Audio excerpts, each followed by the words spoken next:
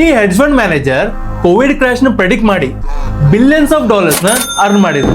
ಆ ಟೈಮ್ ಒಳಗ ಇಡೀ ಜಗತ್ತ ಒಂದು ಹೆಲ್ತ್ ಕ್ರೈಸಿಸ್ ಬರ್ತೈತೆ ಅಂತೇಳಿ ಎಕ್ಸ್ಪೆಕ್ಟ್ ಮಾಡಿದ್ರು. ಆದ್ರ ಬಿಲ್ ಎಕ್ಮ್ಯಾನ್ ಇದನ್ನ ಕರೆಕ್ಟ್ ಆಗಿ ಪ್ರೆಡಿಕ್ಟ್ ಮಾಡಿದ್ರು. ಆ ಟೈಮ್ದಾಗ ಎಲ್ಲರೂ ಮಾಸ್ಕ್ ಮತ್ತು ಸ್ಯಾನಿಟೈಸರ್ ಬಗ್ಗೆ ಥಿಂಕ್ ಮಾಡೋದಿದ್ರು. ಆದ್ರ ಈ ಇನ್ವೆಸ್ಟರ್ ಜಗತ್ತೊಳಗ one of the biggest bet ನ ಪ್ಲೇಸ್ ಮಾಡಿದ್ರು. ಬಿಲ್ ಎಕ್ಮ್ಯಾನ್ ಒಂದು ಹೆಡ್ಜ್ ಫಂಡ್ ಮ್ಯಾನೇಜರ್, ಅದ್ರ ಜೊತೆ ಒಂದು ಇನ್ವೆಸ್ಟರ್ ಸಹ. ಇವ್ರೇನ್ ಪ್ರೆಡಿಕ್ಟ್ ಮಾಡಿದ್ರಂದ್ರ ಕೋವಿಡ್ ಬಂದ್ರ ಅದು ಇಡೀ ಫಿನಾನ್ಷಿಯಲ್ ಸಿಸ್ಟಮ್ ನ ಫ್ರೀಸ್ ಮಾಡ್ತೈತಂತ. ಇವ್ರದ್ದು ಲಾಜಿಕ್ ಬಹಳ ಸಿಂಪಲ್ ಇತ್ತು. ಈಗ ಲಾಕ್ಡೌನ್ ಆದ್ರೆ ಶಾಪ್ ಮತ್ತು ಬಿಸ್ನೆಸಸ್ ಕ್ಲೋಸ್ ಆಗ್ತಾವ, ಅವಾಗ ರೆವಿನ್ಯೂ ಝೀರೋ ಆಗ್ತೈತಿ. ಆದ್ರ ಎಕ್ಸ್ಪೆಂಡಿಚರ್ ಸ್ಟಾಪ್ ಆಗಂಗಿಲ್ಲ. ಸ್ಯಾಲರಿ ಆಗಿರ್ಬೋದು, ರೆಂಟ್ ಆಗಿರ್ಬೋದು, ಲೋನ್ ರೀಪೇಮೆಂಟ್ ಆಗಿರ್ಬೋದು, ಈ ತರ. ಈಗ ರೆವಿನ್ಯೂ ಇಲ್ಲ ಅಂದ್ರೆ ತಗೊಂಡಿದ್ದ ಲೋನ್ ರೀಪೇಮೆಂಟ್ ಮಾಡಕ ಆಗಂಗಿಲ್ಲ.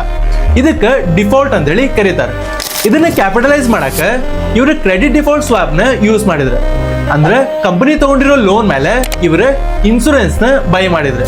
ಅಂದ್ರೆ ಫಾರ್ ಎಕ್ಸಾಂಪಲ್, ಈಗ ಕಂಪನಿ ಲೋನ್ ರೀಪೇ ಮಾಡ್ಲಿಲ್ಲ ಅಂದ್ರ ಅದ್ರದ್ದು ಕಾಂಪನ್ಸೇಷನ್ ನನಗ್ ಬರ್ತೈತಿ. ಈ ತರ ಇವ್ರ ಇದನ್ನ ಬೈ ಮಾಡ್ಬೇಕಾದ್ರ ಇದ್ರದ್ದು ಪ್ರೈಸ್ ಬಹಳ ಚೀಪ್ ಇತ್ತು. ಆಮೇಲೆ ಲಾಕ್ಡೌನ್ ಅನೌನ್ಸ್ ಆತ. ಅವಾಗ ಜನ ಎಲ್ಲ ಪ್ಯಾನಿಕ್ ಆದಾಗ ಇದ್ರದ್ದು ಪ್ರೈಸ್ ಸ್ಕೈ ರಾಕೆಟ್ ಆತ. ಇದರಿಂದ ಇವ್ರ ಬಿಲಿಯನ್ಸ್ ಆಫ್ ಡಾಲರ್ಸ್ ನ ಅರ್ನ್ ಮಾಡಿದ್ರು. ಆಮೇಲೆ ಇವ್ರ ಬಾಟಮ್ ನ ಪ್ರೆಡಿಕ್ಟ್ ಮಾಡಿ ಇದನ್ನೆಲ್ಲ ಬಾಟಮ್ ಒಳಗ ಸೆಲ್ ಮಾಡಿದ್ರು.